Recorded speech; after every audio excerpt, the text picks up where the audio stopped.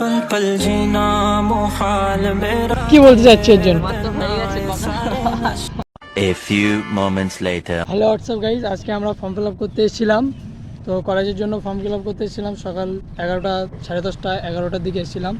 তার মধ্যে আমাদের কি বলবো, দাদার কাছে ফর্মটা ফিল আপ করি। দাদা আজকে এখন ব্যাংকের একটা কাজে ছিল, ওই জন্য হয়নি, ঠিক আছে। তো আমারটা এখন হলো, কমপ্লিট হলো, 4টে বাজে এখন।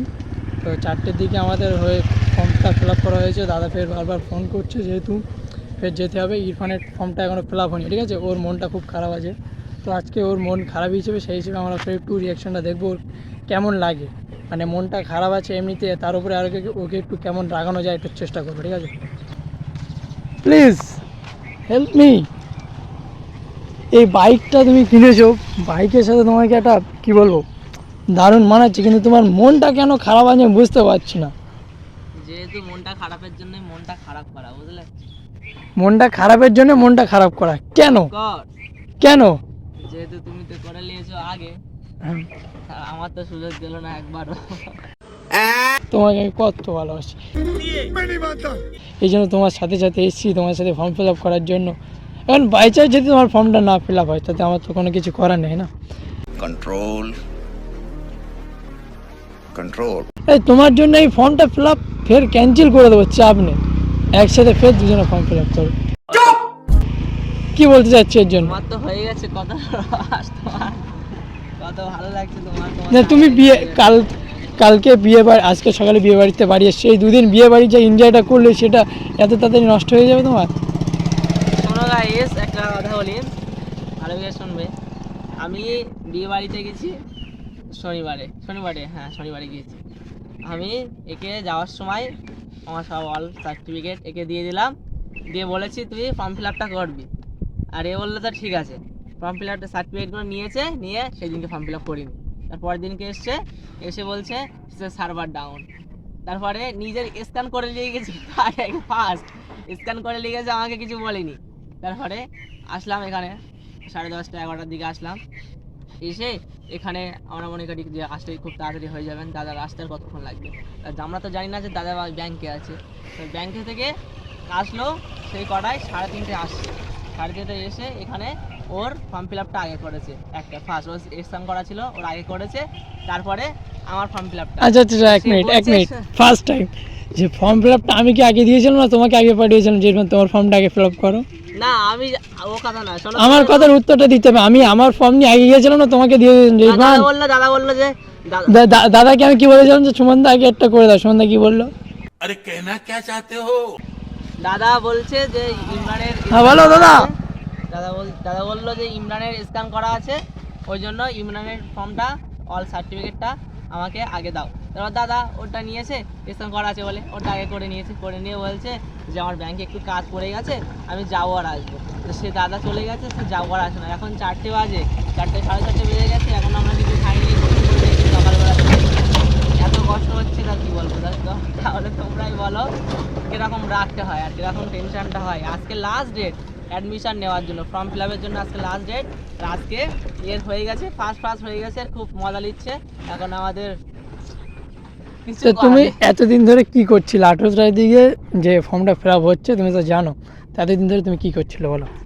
এতদিন ধরে মনে করছিলাম যে সব বন্ধুরা একসঙ্গে করব, বাট বন্ধুরা বলছে ঠিক আছে আমি ফোন করব। তারপরে রিজাউল, আজিজুল যারা ছিল ওরা আমাকে বললো যে ইরফান একসঙ্গে আমরা ফর্ম ফিল আপ করবো। আমি বললাম তো ঠিক আছে, একসঙ্গে ফর্ম ফিল আপ করবো। তো সেই হিসাবে ওকে বলেছি, আমাকে কল করবে বলেছে। তা ঠিক আছে, কিন্তু ওরা আগে ফার্স্ট ফর্ম ফিল আপটা করে নিয়েছে, লাস্টে আমার ফর্ম ফিল আপটা করা হয়নি।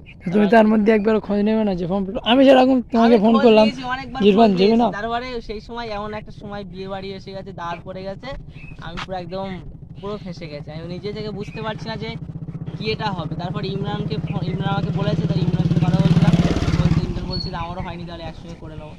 ইমরানের ফার্স্ট হয়ে গেছে, আর আমার লাস্টে পুরো ফেঁসে গেছি। এখন দাদা ব্যাংকে থেকে আসছে, ফোন করছিল, একটু আগে ফোন করেছে। তো আমরা এখন যাবো কোন দোকানে এবং কোথায় আমরা ফর্ম ফিল আপটা করছি, সেখানে তোমাদেরকে টোটাল অল ডিটেলস দেখিয়ে দেবো, ঠিক আছে? তো চলো আমাদের সঙ্গে। তো সকালে গিয়ে যে বিড়ালটার সাথে তুমি খেলছে, সেই বিড়ালটাকে সামনে পেলে কি বলতে চাও? I miss you. বাট সেই ফুটেজটা তোমাদেরকে দেখিয়ে দেবো। বিড়ালটা কত সুন্দর ছিল, ঠিক আছে, কত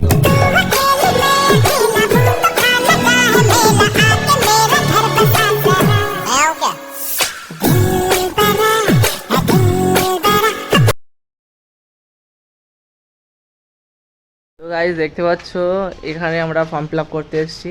সেই ইমরান দাঁড়িয়ে আছে, খুব মজা নিচ্ছে দাঁড়িয়ে দাঁড়িয়ে। তো আমরা এখানে ফর্ম ফিল আপ করতে এসেছিলাম।